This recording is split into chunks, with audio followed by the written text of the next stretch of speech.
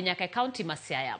Bang' bedo oko mar Kenya kuom thuolo moyo dwe achiel, Gavana ma Siaya James Orengo gikone onene lela kano yuoro e nyasi mar ik mar manen jaod bura makara chuonyo Fibia Siyo e gweng' ma Wikondiek. Orengo wacho ni pod ongirore telo kose jogo manyocha lieko weche ni ogwetao. Kaka Steve Biko lerono, moko kuom jopiny e kaunti ma Siaya onyiso mor margi kaluwore kod duogo mar Orengo. Kuom thuolo mohew dwe achiel sani, oganda e kaunti ma Siaya osebedo ka penjore kama gavana margi James Orengo nitiere kod gimotimo kuro. Mae osenyuolo paro mopogore.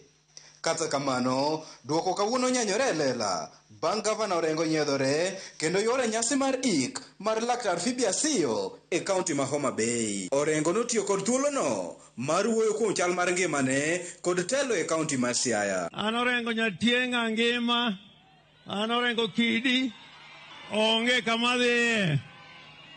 Korea ka roch brad. Moko kuom jopiny manoneno tipo mar gavana Orengo onyiso mor margi mar duoke pacho ka gikwedo weche manyocha liekore e wi onge mare. Mor matek kabisa neno gavana marwa koseduogo kendo is very strong and is also a dedicated man mondo mi oti kod jopiny ma Siaya.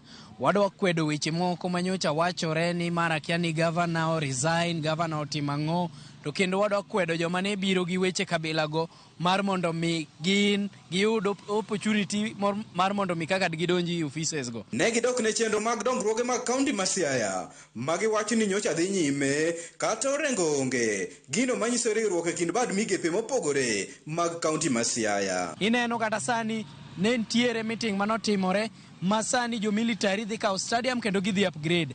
Kendo sani Samuel Oseni referral hospital idhi kawo kendo dhi bedo upgraded. Mago gik mosebedo katimre kendo wamor gi tij gavana. Mano nyiso wani kaunti mara Jim Kenga wo Nyamayanga mathuolo onge goke mana Jim Nyawawa tire kendo dhire maber, whether he is there or he is not. He is delegating duties to gimora mora dhi kare. Kuom mano, ginyiso ikruok margi mar rwako gavana Orengo e kaunti no bang' bedo oko kuom kinde malach. Mor kabisa ka otimo public address no kendo owacho ni pode ntie, pod otegno.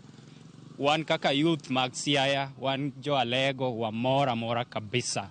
Kendo warito rwake i office, kobiro, koikre duogo Siaya, wamor. Steve Biko, Ramogi TV, Siaya.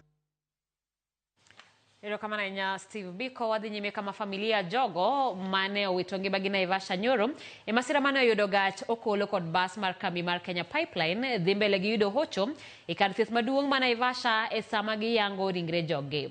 Ma e sama oyang ni ng'ata